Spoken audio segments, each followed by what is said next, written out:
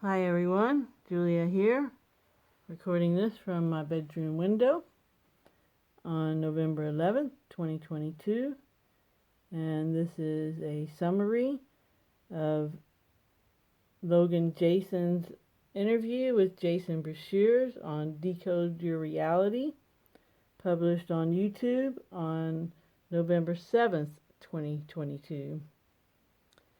So Jason says that we must attempt to bridge the unknown with the known, that it's all about the frame of reference, and that resets are the only thing that makes sense.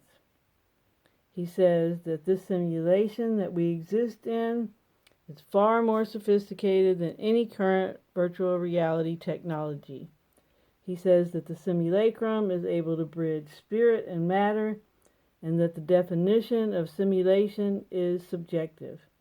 He states that simulation theory is the only thing that makes sense for our reality from our current frame of reference. Jason emphasizes that the complexity of what we're referring to as simulation is beyond our comprehension. Jason postulates that perhaps hundreds of millions of simulations exist and that it's all programming, including our recorded history. He states that now is the bridge between the future and the past, and that the future is manufactured from the perception of the past. He points out that just because it didn't happen doesn't mean we can't learn. He says that the race is over and that this simulation is on the verge of collapse. Jason points out that being a part of the collective and falling into herd mentality enables the system to conserve energy. He says that awakened individuals will always be the minority because it requires too much energy to control them. Jason teaches that after the cataclysm that ended Sumeria, the power structure then shifted to Babylonia, and that the priesthood rewrote the Sumerians' history, making the Anuna into the Anunnaki in order to promote fear. This was the beginning of the 10% tithe to the church, where they promised priests would pray for the protection of the Anunnaki, or from the Anunnaki, in return for the 10%. Jason says they also inserted the blood sacrifice story of Jesus into their dogma when creating this new control system.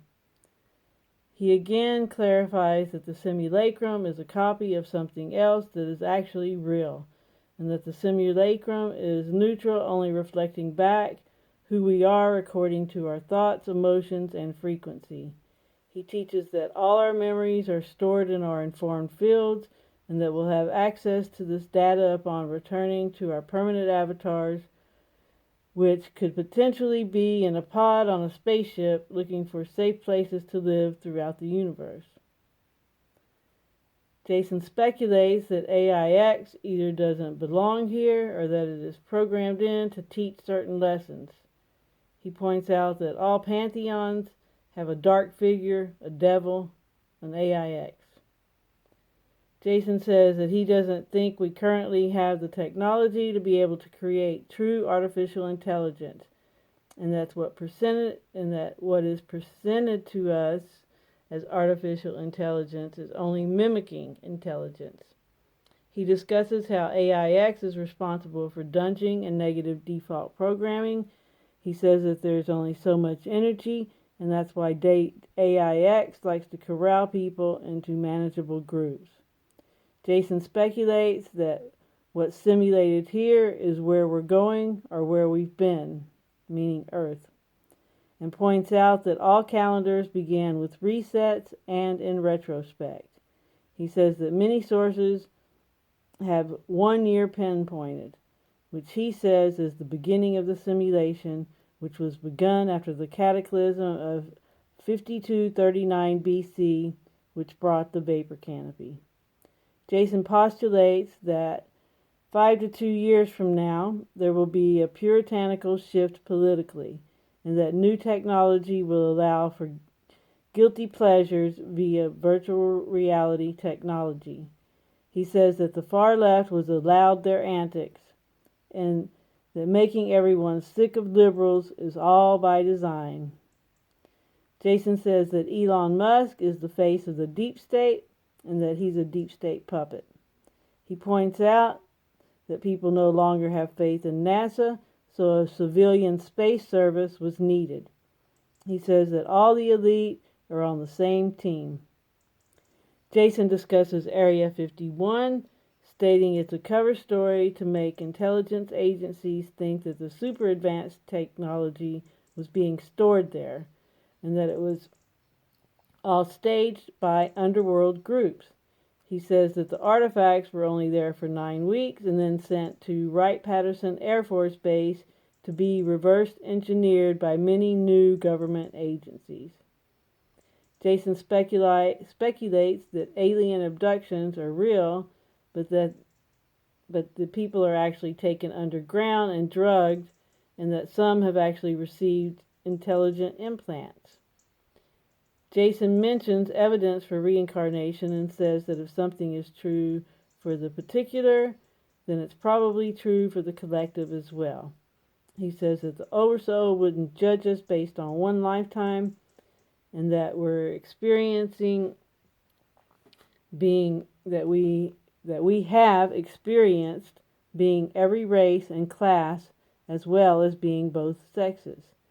He talks about how his frame of reference has changed and that he initially thought that the Phoenix event was an intruder planet and that now he thinks that it's all holographic, mentioning how the moon is anomalous, being way too large, and that it is really a planet, but since it doesn't spin, that it's like it's been copied and pasted. He goes on to say that the Phoenix may not be a weapon in the sky, and that he's not sure exactly what it is. He again points out that the Phoenix acts with intelligence and discretion, and doesn't always produce a major outcome every 138 years. He asserts that people who aren't fearful are immune to the chaos, and reiterates how dungeon and negative default programming are based on fear. He reminds that if we're not vibrating in the state of fear, then we're detached from the collective and we're safe. He mentions that Sirius is the brightest star and may relate to Assyria, which is ancient Egypt.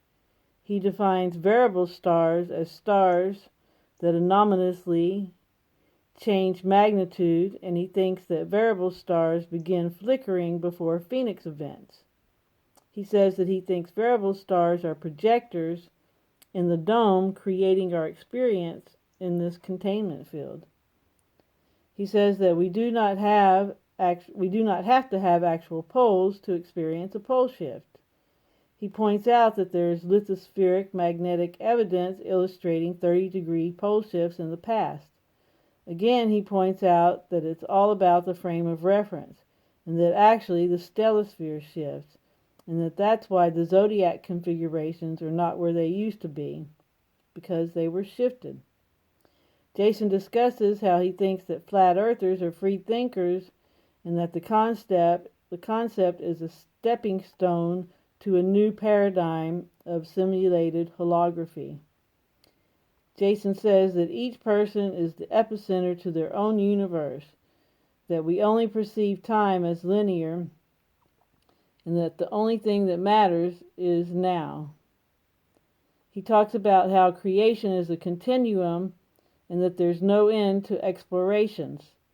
Jason theorizes that we may be in training to create universes of our very own where we'd be the gods, and that we must go through diligent training in order to inherit this ability. When asked about the harvest, Jason says his theory is that contained souls happened at the end times, and that the 203 blocks on the outside of the Great Pyramid represent the years 1902 through the year 2105, which is the year 5999 Annus Mundi. He says that his research has led him to think that every soul stopped recycling in 1902, and that now the elect are being chosen and redeemed. He speculates that starting in 1902, every soul has to be brought in before the final days. He says that the harvest started in 1902 and that not every soul was able to incarnate right away, that many had to wait for avatars. He says that everyone who has ever lived has to reincarnate within this 203-year period. He points out that since 1902, there have been major death purges, including exterminations and wars. He states that the death rate has now slowed since so many are already harvested. He suggests that all who had ever lived are now ready to go and don't have to come back, and that they're being sequestered and put into the altar, which symbolically is the Great Pyramid. He ends by saying that we're in the end times, and to think back 10 years compared to this laughable shit show that we observe now. He claims that timelines are converging and that there's a reason why so many crazy things are happening. He says that AIX doesn't have the energy to fool everyone any longer, and that too many are waking up. So thanks for listening, and I hope you have a good morning, afternoon, or evening, wherever you are. Please subscribe and share this video, and remember to always focus on what you want and help others if you can. Ciao, ciao.